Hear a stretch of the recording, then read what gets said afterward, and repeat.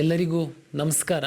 ಕರ್ನಾಟಕ ಪರೀಕ್ಷಾ ಪ್ರಾಧಿಕಾರ ವಿವಿಧ ವೃತ್ತಿಪರ ಕೋರ್ಸ್ಗಳಿಗೆ ಸಂಬಂಧಪಟ್ಟಂತೆ ಕೌನ್ಸಿಲಿಂಗ್ ಅಂತಿಮ ಹಂತಕ್ಕೆ ಬಂದಿದೆ. ತಮಗೆಲ್ಲ ಗೊತ್ತಿರುವಂತೆ ಮೆಡಿಕಲ್, ಡೆಂಟಲ್, ಆಯುಷ್ಗೆ ಸಂಬಂಧಪಟ್ಟಂತೆ ಉಳಿದಂತಹ ಬಹುತೇಕ ಕೋರ್ಸ್ಗಳಿಗೆ ನಾವು ಈಗಾಗಲೇ ಅಡ್ಮಿಷನ್ಸ್ಗೆ ಲಾಸ್ಟ್ ಡೇಟ್ ಕೊಟ್ಟು ತಾವೆಲ್ಲ ಅಡ್ಮಿಷನ್ಸ್ ಆಗಿದ್ದೀರಾ. ತಮಗೆಲ್ಲ ಗೊತ್ತಿರುವಂತೆ MCC ಅವರ ನಿರ್ದೇಶನದಂತೆ ನಾವು 3ನೇ ಸುತ್ತಿನ ಮೆಡಿಕಲ್ ಡೆಂಟಲ್ ಕೌನ್ಸಿಲಿಂಗ್ ನಾವು ಶುರು ಮಾಡಬೇಕಾಗಿದೆ. ಈ ಹಿಂದಿನ ಸುತ್ತುಗಳಲ್ಲಿ ಕಾರಣಾಂತರದಿಂದ ಕ್ಯಾನ್ಸಲ್ ಮಾಡಿಕೊಂಡಂತಹ ವೈದ್ಯಕೀಯ ಸೀಟುಗಳು ಹಾಗೂ 2ನೇ ಸುತ್ತಿನಲ್ಲಿ ಹಂಚಿಕೆ ಆಗದೇ ಇರುವಂತಹ ವೈದ್ಯಕೀಯ ಸೀಟುಗಳನ್ನು, ಡೆಂಟಲ್ ಸೀಟುಗಳನ್ನು ನಾವು ಈ ಸುತ್ತಿನಲ್ಲಿ ವಿದ್ಯಾರ್ಥಿಗಳಿಗೆ ಆಫರ್ ಮಾಡುವಂಥದ್ದು. ನಾವು ಈ ಹಿಂದೆ ಫ್ರೀ ಕ್ವಿಟ್ ಆಪ್ಷನ್ ಕೊಟ್ಟಿದ್ವಿ. ಅದನ್ನು ಕೆಲವರು ಕ್ವಿಟ್ ಮಾಡಿದರು, ಕೆಲವರು ಮಾಡಲಿಲ್ಲ, ನಂತರ ಬಂದು ಕ್ಯಾನ್ಸಲ್ ಮಾಡ್ಕೊಂಡ್ರು. ಇದೆಲ್ಲ ಆಯಿತು. ಅಂತಿಮವಾಗಿ ಇವತ್ತಿನ ತನಕ ಕರ್ನಾಟಕ ಪರೀಕ್ಷಾ ಪ್ರಾಧಿಕಾರದಲ್ಲಿ ಅವೈಲೇಬಲ್ ಇರುವಂಥ, ತಮಗೀಗಾಗಲೇ ನಾನು ಹೇಳಿದೆ, 2ನೇ ಸುತ್ತಿನಲ್ಲಿ 158 ಮ್ಯಾನೇಜ್ಮೆಂಟ್ ಸೀಟ್ಗಳು ಅಲಾಟೇ ಆಗಲಿಲ್ಲ. ಅಂದರೆ ಯಾವ ವಿದ್ಯಾರ್ಥಿಗಳು ಆಪ್ಷನ್ ಎಂಟ್ರಿ ಮಾಡಲೇ ಇಲ್ಲ. ಇನ್ನು ಕೆಲವು ಅಲಾಟ್ ಆಗಿತ್ತು ಬೇರೆ ಬೇರೆ ಕಾರಣಕ್ಕೆ. ಅಂದರೆ ಈಗ ಮ್ಯಾನೇಜ್ಮೆಂಟು ಮತ್ತು ಪಿ ಸೀಟಲ್ಲಿ ಏನಾಗುತ್ತೆ, ಬೇರೆ ರಾಜ್ಯದ ವಿದ್ಯಾರ್ಥಿಗಳು ಸಹ ನಮ್ಮಲ್ಲಿ ಪಾರ್ಟಿಸಿಪೇಟ್ ಮಾಡಿರ್ತಾರೆ. ಕೆಲವೊಮ್ಮೆ ಅವರ ರಾಜ್ಯದಲ್ಲಿ ಸಿಕ್ಕಿದಾಗ ಇಲ್ಲಿ ಒಂದು ಪೆನಾಲ್ಟಿಯನ್ನು ಕಟ್ಟಿ ಕ್ಯಾನ್ಸಲ್ ಮಾಡ್ಕೊಂಡು ಹೋಗುವಂಥದ್ದು ತಮಗೆಲ್ಲ ಗೊತ್ತಿದೆ. 2ನೇ ರೌಂಡಿನ ತನಕ ಅದು ಅವಕಾಶ ಇತ್ತು, ಮಾಡ್ಕೊಂಡು ಹೋಗಿರ್ತಾರೆ. ಈಗ ಒಟ್ಟಾರೆ 379 ಮೆಡಿಕಲ್ ಸೀಟ್ಗಳು ಈ 3ನೇ ಸುತ್ತಿಗೆ ಲಭ್ಯ ಇದೆ. ಅದರಲ್ಲಿ ಗೌರ್ಮೆಂಟ್ ಸೀಟ್ಗಳು 15, ಪ್ರೈವೇಟ್ ಸೀಟ್ಗಳು 118, ಮ್ಯಾನೇಜ್ಮೆಂಟ್ ಸೀಟ್ಗಳು 245 ಹಾಗೂ NRI ಸೀಟು 1 ಮೆಡಿಕಲ್ಲಿಗೆ ಸಂಬಂಧಪಟ್ಟಂತೆ ಒಟ್ಟು 379 ಸೀಟುಗಳು ಲಭ್ಯ ಇದೆ. ಡೆಂಟಲ್ಲಿಗೆ ಸಂಬಂಧಪಟ್ಟಂತೆ 187 ಸೀಟುಗಳು ಲಭ್ಯ ಇದೆ. ಗೌರ್ನಮೆಂಟ್ 28, ಪ್ರೈವೇಟ್ 93 ಮತ್ತು ಮ್ಯಾನೇಜ್ಮೆಂಟು 66. ಡೆಂಟಲಲ್ಲಿ ಯಾವುದು NRI ಇಲ್ಲ. ಒಟ್ಟು 187 ಸೀಟುಗಳು ಡೆಂಟಲಲ್ಲಿ ಲಭ್ಯ ಇದೆ. ಈ ಗೌರ್ಮೆಂಟ್ ಸೀಟ್ಗಳು ಹೇಗೆ ಇದೆ ಅಂತಂದರೆ ತಮಗೆಲ್ಲ ಗೊತ್ತಿರುವಂತೆ ಕೆಲವರು ನಂತರದ ದಿನಗಳಲ್ಲಿ ಬಂದು ಕ್ಯಾನ್ಸಲ್ ಮಾಡಿದ್ದಾರೆ. ಅಂಥ ಸೀಟ್ಗಳು ಇದೆ. ಇದು ಆ್ಯಸ್ ಆನ್ ಟುಡೇ ಏನು ಲಭ್ಯ ಇದೆ ಅದು. ನೀವು ನಾಳೆ ಯಾವುದಾದ್ರೂ ಕ್ಯಾನ್ಸಲ್ ಆಗ್ಬೋದು, ನಾಡ್ದು ಯಾವುದಾದ್ರೂ ಕ್ಯಾನ್ಸಲ್ ಆಗ್ಬೋದು. ನಾನು ಆ ಸಂದರ್ಭದಲ್ಲಿ ನಮ್ಮ ವೆಬ್ಸೈಟಲ್ಲಿ ತಮಗೆ ಅಪ್ಡೇಟ್ ಮಾಡ್ತೀವಿ.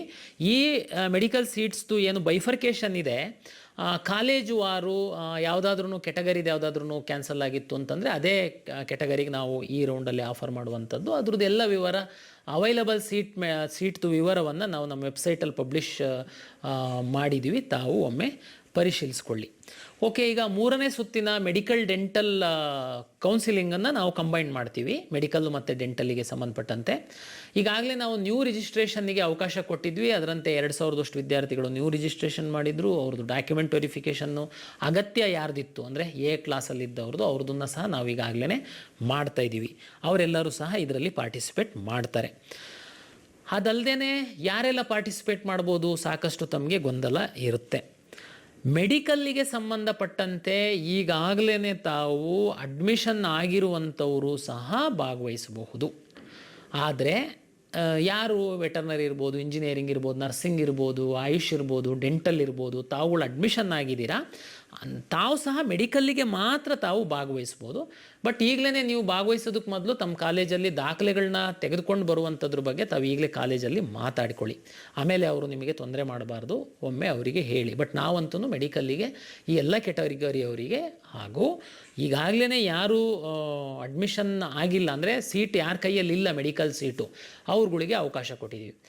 ಕೆಲವ್ರದ್ದು ಪ್ರಶ್ನೆ ಇದೆ, MCCನಲ್ಲಿ 3ನೇ ಸುತ್ತಿನ ತನಕ ಅಪ್ಗ್ರೇಡೇಷನ್ನಿಗೆ ಕೊಡ್ತಾರೆ. ಈಗ ನೋಡಿ, ನೀವೇ ಹೇಳ್ತಾ ಇದ್ದೀರಾ 15 ಗೌರ್ಮೆಂಟ್ ಸೀಟ್ ಸಹ ಇದೆ ಮತ್ತು 118 ಪ್ರೈವೇಟ್ ಸೀಟ್ ಸಹ ಇದೆ. ನೀವು ಅಡ್ಮಿಷನ್ ಆಗಿದ್ದವರಿಗೆ ಸಹ ಅವಕಾಶ ಮಾಡಿಕೊಡ್ಬೇಕು ಅಂತ ತಮಗೆಲ್ಲ ನಮ್ಮ ಬ್ರೋಷರಲ್ಲಿ ಭಾಳ ಸ್ಪಷ್ಟವಾಗಿ ನಾವು ಹೇಳಿದ್ದೀವಿ. ಕರ್ನಾಟಕದಲ್ಲಿ ಕಳೆದ ವರ್ಷ ಸಹ ಮಾಪಪ್ಪಲ್ಲಿ ನಾವು 600 ಚಿಲ್ಲರೆ ಸೀಟ್ ಅಲಾಟ್ ಮಾಡಿದ್ವಿ. ಈ ವರ್ಷ 379 ಅಷ್ಟೇ. ಕಳೆದ ವರ್ಷ ಸಹ ಯಾವ ವರ್ಷವೂ ಅಡ್ಮಿಷನ್ ಆಗಿರುವಂತಹ ವಿದ್ಯಾರ್ಥಿಗಳಿಗೆ ನಾವು 3ನೇ ಸುತ್ತಿನಲ್ಲಿ ಅಪ್ಗ್ರೇಡೇಷನ್ ಮಾಡೋದಕ್ಕೆ ಅವಕಾಶ ಕೊಟ್ಟಿಲ್ಲ. ಯಾವುದಾದ್ರೂ ಹೊಸ ಕಾಲೇಜು ಬಂದಲ್ಲಿ ಮಾತ್ರ ನಾವು ಕೊಟ್ಟಿದ್ದೀವಿ. ಕಳೆದ ವರ್ಷ ಸಹ ಕೆಂಪೇಗೌಡ ಇನ್ಸ್ಟಿಟ್ಯೂಟ್ ಬಂದಿತ್ತು, ನಾವು ಕೊಟ್ಟಿದ್ವಿ ಅಡ್ಮಿಟ್ ಆದವರಿಗೆ. ಇಲ್ಲ ಅಂತಂದರೆ 2ನೇ ಸುತ್ತಲ್ಲಿ ಕರ್ನಾಟಕ ರಾಜ್ಯದಲ್ಲಿ ಅಡ್ಮಿಷನ್ ಆದವರಿಗೆ ಮತ್ತೆ ಅಪ್ಗ್ರೇಡೇಷನ್ನಿಗೆ ಮತ್ತೆ ಭಾಗವಹಿಸುವಂಥದ್ದಕ್ಕೆ ಅವಕಾಶ ಇರಲ್ಲ. ಮೆಡಿಕಲ್ ಟು ಮೆಡಿಕಲ್ ಇರಲ್ಲ. ಇದು ಈಗಾಗಲೇ ಈ ಹಿಂದಿನ ವರ್ಷಗಳಲ್ಲಿ ಸಾಕಷ್ಟು ಜನರು ಕೋರ್ಟಿಗೆ ಸಹ ಹೋಗಿದ್ದಾರೆ. ಅದರಲ್ಲಿ ಸಹ ಎಲ್ಲ ಏನು KEA ಬ್ರೋಷರು ನಿಯಮ ಇದೆ ಅದು ಅಪೆಲ್ಡ್ ಆಗಿದೆ. ಡೆಂಟಲ್ ಅವರು ಹೌದು, ಡೆಂಟಲ್ ಅವರು ಆಯುಷು ಸೇರಿದಂತೆ ಈ ಥರ ಎಲ್ಲ ಕೋರ್ಸ್ ಅವರು ಮೆಡಿಕಲ್ಲಿಗೆ ಮಾತ್ರ ಪಾರ್ಟಿಸಿಪೇಟ್ ಮಾಡೋದಾದರೆ ತಾವು ಪಾರ್ಟಿಸಿಪೇಟ್ ಮಾಡ್ಬೋದು. ಒಂದು ವೇಳೆ ಮೆಡಿಕಲ್ ಸೀಟ್ ಸಿಕ್ತು ಅಂತಂದರೆ ತಾವು ಮತ್ತೆ ರಿಟರ್ನ್ ಹೋಗ್ಲಿಕ್ಕೆ ಆಗಲ್ಲ. ಉದಾಹರಣೆಗೆ ಡೆಂಟಲ್ ಅವರು ಮೆಡಿಕಲ್ಲಿಗೆ ಬಂದಿದ್ದೀರಾ, ಮೆಡಿಕಲ್ ಸೀಟ್ ಸಿಕ್ಕಿದರೆ ಆಟೋಮೆಟಿಕ್ಕಾಗಿ ನಿಮ್ಮ ಡೆಂಟಲ್ ಸೀಟ್ ಕ್ಯಾನ್ಸಲ್ ಆಗುತ್ತೆ. ಕೊನೆಗೆ ಇಲ್ಲ ನಾನು ವಾಪಸ್ ಹೋಗ್ತೀನಿ, ನೋ, ಅವಕಾಶ ಇಲ್ಲ. ಅದೇ ರೀತಿ ಆಯುಷ್ ಇರ್ಬೋದು, ಬೇರೆ ಫಾರ್ಮ್ ಸೈನ್ಸು ಇಲ್ಲಿ ಯಾರಾದ್ರೂ ಇದ್ದವರು ತಾವು ಬರ್ತೀರಾ ಅಂತಂದರೆ ಬರ್ಬೋದು. ಬಟ್ ಆಟೋಮೆಟಿಕ್ಕಾಗಿ ನಿಮ್ಮದು ಹಳೆ ಸೀಟು ಕ್ಯಾನ್ಸಲ್ ಆಗುತ್ತೆ, ನೀವು ಇದಕ್ಕೆ ಅನಿವಾರ್ಯವಾಗಿ ಹೋಗಲೇಬೇಕಾಗುತ್ತೆ. ಡೆಂಟಲ್ ಅವರು ಅಡ್ಮಿಷನ್ ಆಗಿದ್ದಾರೆ, ಡೆಂಟಲಲ್ಲಿ ಯಾವುದೋ ಒಂದು ಒಳ್ಳೆ ಕಾಲೇಜಲ್ಲಿ ಸಿಕ್ಕಿದೆ, ನಿಮ್ಮದು ಡಿಸೈರ್ ಇರುವಂಥದ್ದು, ನೋ, ಇಲ್ಲ. ಡೆಂಟಲ್ ಟು ಡೆಂಟಲ್ ಇಲ್ಲ, ಆಯುಷ್ ಟು ಆಯುಷ್ ಇಲ್ಲ. ಡೆಂಟಲ್ಲಿಂದ ಮೆಡಿಕಲ್ಲಿಗೆ ಬರೋದಕ್ಕೆ, ಆಯುಷಿಂದ ನೀವು ಮೆಡಿಕಲ್ಲಿಗೆ ಬರುವಂಥದ್ದಕ್ಕೆ ನಾವು ಅವಕಾಶವನ್ನು ಕೊಟ್ಟಿದ್ದೀವಿ. ಆಯುಷ್ ಮತ್ತು ಯಾಕೆ ಅಂತಂದರೆ ತಮಗೆಲ್ಲ ಗೊತ್ತಿದೆ, ನೀವು ಬೇರೆ ಬೇರೆ ಕಾರಣದಿಂದ ಆಪ್ಷನ್ ಎಂಟ್ರಿ ಮಾಡಿನೂ ಸಿಕ್ಕಿಲ್ಲ. ಬಟ್ ಇದು ತಮ್ಮ ಒಂದು ಜೀವನದ ಅಲ್ಟಿಮೇಟ್ ಗುರಿ ಆಗಿರುತ್ತೆ. ರ್ಯಾಂಕ್ ಇದ್ದು ನಿಮ್ಮ ಅದೃಷ್ಟ ಚೆನ್ನಾಗಿದ್ದರೆ ತಮಗೆ ಸಿಕ್ಕಲಿ ಎನ್ನುವಂಥದ್ದಕ್ಕೆ ಹಿಂದೆನೂ ನಾವು ಎಲ್ಲ ವರ್ಷಗಳಲ್ಲಿ ಕೊಟ್ಟಿರುವಂಥದ್ದು. ಇದು ಹೊಸ ನಿಯಮ ಏನಲ್ಲ, ಅದನ್ನು ನಾವು ಅವಕಾಶವನ್ನು ಕೊಡ್ತೀವಿ. ಇನ್ನೊಂದು ಮುಖ್ಯವಾದಂಥ ವಿಷಯ, ಈ ಹಿಂದೆ ನಾವು ಸಾಕಷ್ಟು ಎಜುಕೇಟ್ ಮಾಡಿದ್ರೂ ಸ್ವಲ್ಪ ಆ ಕಡೆ ಈ ಕಡೆ ನೆಗಿತಾ ಇರುವಂಥ ವಿದ್ಯಾರ್ಥಿಗಳು ಒಂದು 5% ಇದ್ದೇ ಇದ್ದೀರಾ. ನೀವು ಕ್ವಿಟ್ ಮಾಡಿ ಅಂದರೆ ಕ್ವಿಟ್ ಮಾಡಲ್ಲ, ಅದ್ರ ನಂತರ ಇಲ್ಲಿಗೆ ಬರ್ತೀರಾ, ಈ ಥರದ್ದೆಲ್ಲ. ಈಗ ಮತ್ತೊಮ್ಮೆ ನಾನು ಸ್ಪಷ್ಟವಾಗಿ ಹೇಳ್ತಾ ಇದ್ದೀನಿ, ಇದು ನಮ್ಮ 3ನೇ ಸುತ್ತಿನ ಕೌನ್ಸಿಲಿಂಗ್ ಆಗಿರೋದ್ರಿಂದ ಇಲ್ಲಿ ಸ್ವಲ್ಪ ವಿಚಾರ ಮಾಡಿ ನಾನು ನಿರ್ಧಾರ ಮಾಡ್ತೀನಿ ಅಂತನ್ನುವಂಥದ್ದಕ್ಕೆ ಅವಕಾಶ ಇರಲ್ಲ. ಯಾಕೆ ಅಂತ ಹೇಳ್ತಾ ಇದ್ದೀನಿ ಅಂತಂದರೆ, ಈಗಾಗಲೇ ನಮಗೆ ಎಕ್ಸ್ಪೀರಿಯನ್ಸ್ ಆಗಿದೆ. ಅಷ್ಟು ಬಾರಿ ಹೇಳಿ, ಅಷ್ಟು ಬಾರಿ ಎಡಿಟಿಗೆ ಅವಕಾಶ ಕೊಟ್ಟು, ಕ್ವಿಟ್ಟಿಗೆಲ್ಲ ಅವಕಾಶ ಕೊಟ್ಟರೂ ಸಹ ಈಗ ಸಹ ಬರ್ತಾರೆ, ನನಗಿಲ್ಲ ಅದು ಕಾಲೇಜು ಇಷ್ಟ ಆಗಲಿಲ್ಲ, ಆ ಕಾಲೇಜಿಗೆ ಹೋದ್ಮೇಲೆ ಅವರು ನನಗೆ ಇದು ಮಾಡಿದರು ಅದು ಮಾಡಿದರು, ನಮ್ಮದು ಕ್ಯಾನ್ಸಲ್ ಮಾಡಿ ಅಂತ. ನೆಕ್ಸ್ಟ್ ಅದಕ್ಕೆ ಯಾವುದಕ್ಕೂ ಅವಕಾಶ ಇರಲ್ಲ. ಹಾಗಾಗಿ ತಾವು 3ನೇ ಸುತ್ತಿನಲ್ಲಿ ತೆಗೆದುಕೊಂಡಂಥದ್ದು ಸೀಟು ಅಡ್ಮಿಷನ್ ಆಗಲಿಲ್ಲ ಅಂತಂದರೆ ಒಂದು ನಾನು ಪೆನಾಲ್ಟಿ ಹೇಳ್ತೀನಿ ಏನು ಅಂತೇಳಿ, ಎಷ್ಟು ಹಣ ಕಟ್ಸ್ಕೊಂಡಿರ್ತೀವಿ ಎಲ್ಲದೂ ಫೋರ್ಫಿಟ್ ಆಗುತ್ತೆ. ಜೊತೆಗೆ ನಿಮಗೆ ನೆಕ್ಸ್ಟ್ ಈ ವರ್ಷ ಮಾತ್ರ ಅಲ್ಲ, ಈ ವರ್ಷ ಏನಾದರೂ ಸೀಟ್ ಉಳಿದ್ರೆ ಸ್ಟ್ರೇ ಮಾಡ್ಬೋದು, ಸ್ಟ್ರೇ ವೇಕೆನ್ಸಿ ರೌಂಡ್ ಅಂತ. ನೆಕ್ಸ್ಟ್ ಇಯರ್ ಸಹ ತಾವು ಮೆಡಿಕಲಲ್ಲಿ ಭಾಗವಹಿಸೋದಕ್ಕೆ ಅವಕಾಶ ಇರಲ್ಲ. ಹಾಗಾಗಿ ವಿಚಾರ ಮಾಡಿ ನೀವು ಆಪ್ಷನ್ ಎಂಟ್ರಿ ಮಾಡಬೇಕು ಅಂತನ್ನುವಂಥದ್ದು ನನ್ನ ಒಂದು ವಿನಂತಿ. ತಮಗೆಲ್ಲ ಗೊತ್ತಿರುವಂತೆ MCCಯಲ್ಲಿ ಸಹ 3ನೇ ಸುತ್ತಿನ ಒಂದು ಕೌನ್ಸಿಲಿಂಗ್ ನಡೀತಾ ಇದೆ. ಅವ್ರದ್ದು 8ನೇ ತಾರೀಕು ರಿಸಲ್ಟ್ ಬರುತ್ತೆ. ನಾವು ಸಹ 3ನೇ ಸುತ್ತಿನ ಕೌನ್ಸಿಲಿಂಗ್ ಮಾಡ್ತೀವಿ. ಇಲ್ಲಿ ಕೆಲವು ಪೇರೆಂಟ್ಸಿಂದು ಏನು ಗೊಂದಲ ಅಂತಂದರೆ, MCCನಲ್ಲಿ ಹಿಂದೆ ನಮ್ಮಲ್ಲಿ MCCನಲ್ಲಿ ಸಿಕ್ಕಿದವರಿಗೆ ನಾವು ಆ್ಯಕ್ಚುಲಿ ಕನ್ಸಿಡರ್ ಮಾಡಲ್ಲ, ವೀಡ್ ಔಟ್ ಮಾಡಬೇಕು. ಬಟ್ ಆದರೆ ನಿಮಗೆ MCCನಲ್ಲಿ ಸಿಕ್ಕಿದ್ದನ್ನು ಅನಿವಾರ್ಯವಾಗಿ ಹೋಗಬೇಕಾಗುತ್ತೆ. ಬಟ್ ಇಲ್ಲಿ ಓಕೆ, MCCಗೆ ಹೋಗಲ್ಲ, ನಾವು ಇಲ್ಲೇ ಹೋಗ್ತೀವಿ, ಯಾಕೆಂದರೆ ನೀವು MCCನಲ್ಲಿ ಸಿಕ್ಕಿದರೆ ನೀವು ಇಲ್ಲಿ ವೀಡ್ ಮಾಡ್ತೀರಾ, ಹಾಗಾಗಿ ನಾವು ಇಲ್ಲೇ ಭಾಗವಹಿಸ್ತೀವಿ ಅಂತಂದರೆ ನಮ್ಮಲ್ಲಿ ಏನು ಸಿಗುತ್ತೆ ಅಂತನ್ನುವಂಥದ್ದು ನಿಮಗೆ ಗೊತ್ತಿಲ್ಲ. ಈ ಹಿನ್ನೆಲೆ ಒಳಗಡೆ ನಮಗೆ ಈಗ ಕಡಿಮೆ ಸೀಟ್ ಆಗಿರೋದ್ರಿಂದ ಅಲಾಟ್ಮೆಂಟು ಮತ್ತೊಂದು ಮಗದೊಂದಕ್ಕೆಲ್ಲ ಸಮಯ ತುಂಬ ಬೇಕಾಗದಿಲ್ಲದಿರೋದ್ರಿಂದ, ಮತ್ತು ಕರ್ನಾಟಕದ ವಿದ್ಯಾರ್ಥಿಗಳು ಹಾಗೂ ಪೋಷಕರ ಹಿತದೃಷ್ಟಿಯಿಂದ ಒಂದು ಸಣ್ಣ ಒಂದು ಬದಲಾವಣೆಯನ್ನು ಮಾಡ್ತಾ ಇದ್ದೀವಿ. ನಾವು 2ನೇ ಸುತ್ತಿನಲ್ಲಿ ಸಹ ಈ ಅವಕಾಶವನ್ನು ಮಾಡಿಕೊಟ್ಟಿದ್ವಿ. ಏನು ಅಂತಂದರೆ, 3ನೇ ಸುತ್ತಿನ MCCನಲ್ಲಿ ತಾವು ಯಾರಾದರೂ ಭಾಗವಹಿಸೋದಿತ್ತು ಅಂತಂದರೆ ತಾವು ದಯಮಾಡಿ ಭಾಗವಹಿಸಿ. MCCನಲ್ಲಿ ನಾವು 3ನೇ ಸುತ್ತಿಂದು MCC ಅವ್ರದ್ದು ರಿಸಲ್ಟು ಬರುತ್ತೆ, ನಾವು ಸಹ 3ನೇ ಸುತ್ತಿನ ಒಂದು ಪ್ರಾವಿಷನಲ್ ರಿಸಲ್ಟನ್ನು ನಾವು ಪಬ್ಲಿಷ್ ಮಾಡ್ತೀವಿ. ನೀವು ನಮ್ಮಲ್ಲೂ ಭಾಗವಹಿಸೋದಾದರೆ ಭಾಗವಹಿಸಿ. ಉದಾಹರಣೆಗೆ ಯಾರಾದರೂ ಒಬ್ಬ ವಿದ್ಯಾರ್ಥಿಗೆ MCCನಲ್ಲೂ ಸಿಕ್ಕಿರುತ್ತೆ, KENಲ್ಲೂ ಸಿಕ್ಕಿರುತ್ತೆ. ಒಂದು ವೇಳೆ ನೀವು MCCನಲ್ಲಿ ಕ್ವಿಟ್ ಮಾಡಿ ನೀವು ಇಲ್ಲಿ ಬರ್ತೀರಾ ಅಂತ ಅನ್ನೋದಿತ್ತು ಅಂತಂದರೆ ನೀವು ನಮಗೆ ಲಿಖಿತವಾಗಿ ಕೊಡಬೇಕು. ಪ್ರಾವಿಷನಲ್ ರಿಸಲ್ಟ್ ಪಬ್ಲಿಷ್ ಮಾಡಿದ ಅರ್ಧ ದಿವಸ, ಒಂದು ದಿವಸದೊಳಗಡೆ ನಮಗೆ ನಾವು ನೋಟಿಫಿಕೇಷನಲ್ಲಿ ಹೇಳ್ತೀವಿ, ನೀವು ಲಿಖಿತವಾಗಿ ಅಲ್ಲಿ 2 ಲಕ್ಷ ನಮ್ಮದು ಹೋದರೂ ಪರವಾಗಿಲ್ಲ MCCನಲ್ಲಿ, ಯಾಕೆಂದರೆ ಅಲ್ಲಿ ಕ್ವಿಟ್ ಮಾಡಿದರೆ ನೀವು 2 ಲಕ್ಷ ನಿಮ್ಮದು ಹೋಗುತ್ತೆ. ಹಾಗಾಗಿ ನೀವು ಅಲ್ಲಿಂದ ಕ್ವಿಟ್ ಮಾಡಿ ನಾವು ಕರ್ನಾಟಕದಲ್ಲಿ KEನಲ್ಲಿ ಮುಂದುವರಿತೀವಿ ಅಂತ ನೀವು ಲಿಖಿತವಾಗಿ ನಮಗೆ ಕೊಡಬೇಕು. ಒಂದು ವೇಳೆ ನೀವೇನೂ ಕೊಡಲಿಲ್ಲ, ಬಟ್ ನಿಮ್ಮದು MCCನಲ್ಲಿ ಸೀಟ್ ಸಿಕ್ಕಿದೆ ಅಂತಂದರೆ ನಾವು ನಿಮ್ಮನ್ನು ಪ್ರಾವಿಷನಲ್ ಆದಮೇಲೆ ಒಂದಿನ ವೆಯ್ಟ್ ಮಾಡ್ತೀವಿ. ನೀವು ನಮ್ಮಲ್ಲೂ ಸೀಟ್ ಸಿಕ್ಕಿದೆ, ನೀವು MCCನಲ್ಲೂ ನಿಮ್ಮದು ಹೆಸರಿದೆ, ಇಲ್ಲ ನಮ್ಮಲ್ಲಿ ಇನ್ನೂ ಸೀಟ್ ಸಿಕ್ಕಿಲ್ಲ, ರೀರನ್ ಮಾಡೋ ಒಟ್ಟು ನಮ್ಮ ಸಿಸ್ಟಮ್ ಒಳಗಡೆ ತಾವು ಆಪ್ಷನ್ ಎಂಟ್ರಿ ಮಾಡಿಟ್ಟಿದ್ದೀರಾ, ಆದರೆ MCCನಲ್ಲಿ ನಿಮಗೆ ಸೀಟ್ ಸಿಕ್ಕಿದೆ, ನಿಮ್ಮನ್ನು ನಾವು ವೀಡ್ ಔಟ್ ಮಾಡ್ತೀವಿ. ನಿಮ್ಮನ್ನು 3ನೇ ಸುತ್ತಿನ ಅಂತಿಮ ಫಲಿತಾಂಶ ಪ್ರಕಟ ಮಾಡುವಂಥದ್ದಕ್ಕೆ ರನ್ ಮಾಡುವಂಥ ಸಂದರ್ಭದಲ್ಲಿ ನಿಮ್ಮನ್ನು ಕನ್ಸಿಡರ್ ಮಾಡಲ್ಲ. ಒಂದು ವೇಳೆ ಅಲ್ಲಿ ಕ್ವಿಟ್ ಮಾಡಿ ಇಲ್ಲ ನಾವು KEನಲ್ಲಿ ಈಗ ನಾವು ಪ್ರಾವಿಷನಲ್ಲಿ ಯಾವುದೋ ಒಂದು ಕಾಲೇಜ್ ಸಿಗುತ್ತೆ, ತಮಗೆ MCCನಲ್ಲೂ ಯಾವುದೋ ಕಾಲೇಜ್ ಸಿಕ್ಕಿರುತ್ತೆ, ತಾವು ಅಲ್ಲಿಂದ ನಮ್ದು 2 ಲಕ್ಷ ಹೋದರೆ ಪರವಾಗಿಲ್ಲ, ನಾವು MCCನಲ್ಲಿ ಕ್ವಿಟ್ ಮಾಡ್ತೀವಿ, KEನಲ್ಲಿ ಮುಂದುವರಿತೀವಿ ಅಂತೇಳಿ ನೀವು ನಮಗೆ ಲಿಖಿತವಾಗಿ ಕೊಟ್ಟರೆ ನಿಮ್ಮನ್ನು ನಾವು ಇಲ್ಲಿ ಉಳಿಸ್ತೀವಿ, ಅಲ್ಲಿ ಲಿಸ್ಟಲ್ಲಿದ್ರೂ ಉಳಿಸ್ತೀವಿ, ನೀವು ನಿಧಾನಕ್ಕೆ ಅದನ್ನು ಕ್ವಿಟ್ ಮಾಡ್ಕೊಂಡು ಬನ್ನಿ. ನೀವು ನಮಗೆ ಲೆಟ್ರು ಕೊಟ್ಟು ನಾವಿಲ್ಲಿ ಉಳಿಸಿ ರೀರನ್ ಮಾಡಿ ಅಂತಿಮ ಫಲಿತಾಂಶ ಪ್ರಕಟ ಮಾಡಿದ ನಂತರ ಮತ್ತೆ ನೀವು ಇಲ್ಲ ನಾವು ಅಲ್ಲಿ ಹೋಗ್ತೀವಿ ಅಂತಂದರೆ ಅದು ಪನಿಷ್ಮೆಂಟು ಬೇರೆ ಥರ ಇರುತ್ತೆ. ನಿಮ್ಮ ಕೋರ್ಸ್ ಫೀಸ್ ಏನಿದೆ ಅದು ಪೆನಾಲ್ಟಿ ಎಲ್ಲದೂ ಕ್ಲಾಸ್ ಬರುತ್ತೆ. ಇದು ನಿಮ್ಮ ಅನುಕೂಲಕ್ಕೆ ಮಾಡ್ತಿರುವಂಥದ್ದು. ಹಾಗಾಗಿ ಇದನ್ನು ತಾವು ದುರುಪಯೋಗ ಪಡಿಸ್ಕೊಳ್ಬಾರ್ದು. ಇದಕ್ಕೆ ನೀವು ಸದುಪಯೋಗ ಪಡಿಸ್ಕೊಳ್ಬೇಕು ಕರ್ನಾಟಕದ ಪೇರೆಂಟ್ಸು ಅಂತನ್ನುವಂಥದ್ದು ಒಂದು ನನ್ನ ವಿನಂತಿ. ಇದು ತಮಗೆ ಅನುಕೂಲ ಆಗುತ್ತೆ ಅಂತ ನಾನು ಭಾವಿಸಿದ್ದೀನಿ. ಕೆಲವು ವಿದ್ಯಾರ್ಥಿಗಳು ಮತ್ತು ಪೋಷಕರಲ್ಲಿ ಕೆಲವು ಗೊಂದಲಗಳಿದೆ. ಏನು ಅಂದರೆ, ಕರ್ನಾಟಕ ಪರೀಕ್ಷಾ ಪ್ರಾಧಿಕಾರದ ವತಿಯಿಂದ ಮೊದಲ ಮತ್ತು ಎರಡನೇ ಸುತ್ತಿನಲ್ಲಿ ಮೆಡಿಕಲ್ ಕಾಲೇಜು, ಡೆಂಟಲ್ ಕಾಲೇಜಿನ ಸೀಟನ್ನು ಪಡೆದು ತಾವು ವಿವಿಧ ಕಾಲೇಜಲ್ಲಿ ಅಡ್ಮಿಷನ್ ಆಗಿದ್ದೀರಾ. ನಮ್ಮಲ್ಲಿ ಕಂಪಲ್ಸರಿ ಅಡ್ಮಿಷನ್ಸ್ ಇತ್ತು, ತಾವು ಅಡ್ಮಿಷನ್ ಆಗಿದ್ದೀರಾ. ಮೂರನೇ ಸುತ್ತಿಗೆ ನಾವು ಬರ್ಬೋದಾ ಅಂದರೆ, ತಮಗೆಲ್ಲ ಈಗಾಗಲೇ ಹೇಳಿದ್ದೀನಿ, ಬರೋದಕ್ಕೆ ಅವಕಾಶ ಇಲ್ಲ. ಅಂದರೆ ನಮ್ಮಲ್ಲಿ ಅಪ್ಗ್ರೇಡೇಷನಿಗೆ ಅವಕಾಶ ಇಲ್ಲ. ನಾವು MCCಗೆ ಹೋಗ್ಬೋದಾ, MCCಗೆ ಹೋದರೆ ನೀವು ನಮಗೆ ಕಳಿಸ್ಕೊಡ್ತೀರಾ ಅನ್ನುವಂಥದ್ದು ಸಹ ಕೆಲವರು ಪೋಷಕರದ್ದು ಪ್ರಶ್ನೆಗಳಿದೆ. ಖಂಡಿತ ತಾವು MCCನಲ್ಲಿ ಭಾಗವಹಿಸುವಂಥದ್ದಿತ್ತು ಅಂತಂದರೆ ದಯಮಾಡಿ ತಾವು ಭಾಗವಹಿಸಿ. ಒಂದು ವೇಳೆ ಇಲ್ಲಿಗಿಂತ ಏನಾದ್ರು ತಮಗೆ ಅಲ್ಲಿ ಒಳ್ಳೆಯ ಸೀಟ್ ಸಿಗುತ್ತೆ ಅಂತಂದರೆ ತಾವು ಭಾಗವಹಿಸ್ಬೋದು. ನೀವು ಹೇಗೆ ಕಳಿಸ್ಕೊಡ್ತೀರಾ? ಎನಿವೆ ನಾವು ಮೂರನೇ ಸುತ್ತಿನಲ್ಲೇ ನಾವು ಸೀಟನ್ನು ಅದನ್ನು ತಾವು ನಮ್ಮ ಹತ್ರ ಬಂದು ಕ್ಯಾನ್ಸಲ್ ಮಾಡ್ಕೊಳ್ಬೇಕಾಗುತ್ತೆ. ಕ್ಯಾನ್ಸಲ್ ಮಾಡ್ಕೊಂಡ್ರೆ ಅಡ್ಮಿಷನ್ ಆಗಿರೋರಿಗೆ ಹೇಳ್ತಾ ಇರೋದು ನಾನು.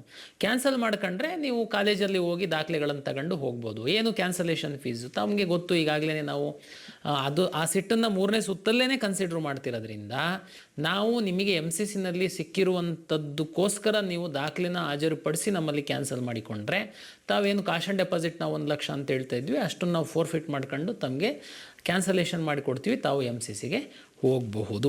ಇದು ಒಂದು ನಾವು ತಮಗೆ ಅನುಕೂಲ ಮಾಡಿಕೊಡ್ತಾ ಇದ್ದೀವಿ. ಹಾಗಾಗಿ MCCನಲ್ಲಿ ಸೀಟ್ ಮ್ಯಾಟ್ರಿಕ್ಸನ್ನು ಈಗಾಗಲೇ ಪಬ್ಲಿಷ್ ಮಾಡಿದ್ದಾರೆ.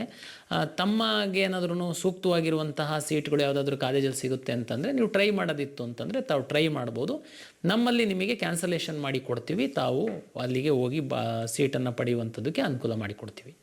ಜೊತೆಗೆ ಫೀಸಿಗೆ ಸಂಬಂಧಪಟ್ಟಂತೆ ಹೇಳುವಂಥದ್ದಾದರೆ 1 ಲಕ್ಷವನ್ನು ನಾವು 3 ಸ್ಲ್ಯಾಬನ್ನು ಮಾಡಿದ್ದೀವಿ. ಏನಂತಂದರೆ, ಉದಾಹರಣೆಗೆ ಈಗ ಬರೀ ಗೌರ್ಮೆಂಟ್ ಸೀಟಿಗೆ ಪಾರ್ಟಿಸಿಪೇಟ್ ಮಾಡುವಂಥವ್ರಿಗೆ ಎಲ್ಲರಿಗೂ ಒಂದೇ, ಮ್ಯಾನೇಜ್ಮೆಂಟ್ ಸೀಟಿಗೆ ಪಾರ್ಟಿಸಿಪೇಟ್ ಮಾಡೋವಂಥವರಿಗೆ ಎಲ್ಲರಿಗೆ ಒಂದೇ, ಆ ಥರ ಮಾಡುವಂಥದ್ದು ಸೂಕ್ತ ಅಲ್ಲ ಅಂಥೇಳಿ ನಾನು ಈಗ 1 ಲಕ್ಷವನ್ನು ಯಾರು ಡೆಪಾಸಿಟ್ ಮಾಡ್ತೀರಾ ಅವರು ಮೆಡಿಕಲ್ ಮತ್ತು ಮೆಡಿಕಲ್ಲಿನ ಎಲ್ಲ ಗೌರ್ಮೆಂಟು ಸೀಟುಗಳಿಗೆ ಹಾಗೂ ಡೆಂಟಲ್ಲಿನ ಎಲ್ಲ ಸೀಟುಗಳಿಗೆ ಭಾಗವಹಿಸ್ಬೋದು. 12 ಲಕ್ಷವನ್ನು ಯಾರು ಡೆಪಾಸಿಟ್ಟು ಮಾಡ್ತೀರಾ ಅವರು ಎಲ್ಲ ಗೌರ್ಮೆಂಟು ಸೀಟುಗಳಿಗೆ ಮತ್ತು ಪ್ರೈವೇಟು ಸೀಟುಗಳಿಗೆ ತಾವು ಭಾಗವಹಿಸ್ಬೋದಾಗಿರುತ್ತೆ. ಯಾರು 25 ಲ್ಯಾಕನ್ನು ನೀವು ಡೆಪಾಸಿಟ್ ಮಾಡ್ತೀರಾ ಅವರು ಮ್ಯಾನೇಜ್ಮೆಂಟ್, NRI, ಗೌರ್ಮೆಂಟ್, ಪ್ರೈವೇಟ್ ಎಲ್ಲ ಸೀಟಿಗೆ ತಾವು ಭಾಗವಹಿಸುವಂಥದ್ದಕ್ಕೆ ಅವಕಾಶ ಇರುತ್ತೆ. ಉದಾಹರಣೆಗೆ ನೀವು 1 ಲಕ್ಷವನ್ನು ಕಟ್ಟಿ ಮ್ಯಾನೇಜ್ಮೆಂಟ್ ಸೀಟಿಗೆ ಭಾಗವಹಿಸೋದಕ್ಕಾಗಲ್ಲ, ಪ್ರೈವೇಟ್ ಸೀಟಿಗೆ ಭಾಗವಹಿಸೋದಕ್ಕಾಗಲ್ಲ. 12 ಲಕ್ಷವನ್ನು ಕಟ್ಟಿ ತಾವು ಮ್ಯಾನೇಜ್ಮೆಂಟ್ ಸೀಟಿಗೆ ಭಾಗವಹಿಸುವಂಥದ್ದಕ್ಕಾಗಲ್ಲ.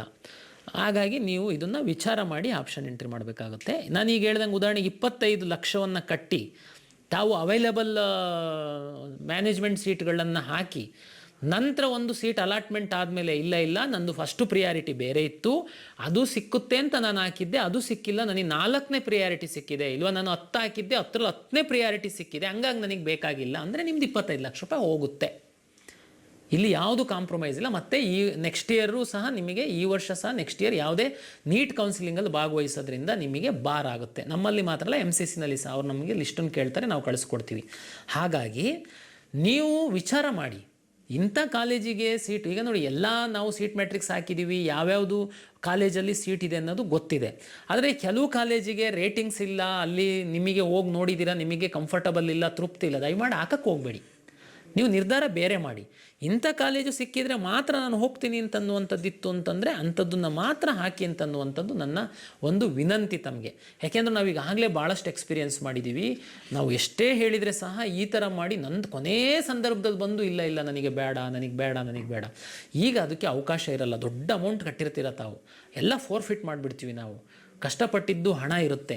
ನೀವು ಆಮೇಲೆ ಸಫರ್ ಆಗಿ ನಮಗೆ ತುಂಬ ಬಂದು ಇಲ್ಲಿ ತೊಂದರೆ ಮಾಡಬೇಡಿ ದಯಮಾಡಿ. ಅದಕ್ಕೆ ಈಗಲೇ ಹೇಳ್ತಾ ಇದ್ದೀವಿ, ಇದು ತುಂಬ ಕಡಿಮೆ ಸೀಟ್ ಇದೆ, ಕಡಿಮೆ ವಿದ್ಯಾರ್ಥಿಗಳಿದ್ದೀರಾ, ನೀವು ವಿಚಾರ ಮಾಡಿ. ಬೇಕಂದರೆ ಕಾಲೇಜಿಗೆ ವಿಸಿಟ್ ಮಾಡಿ.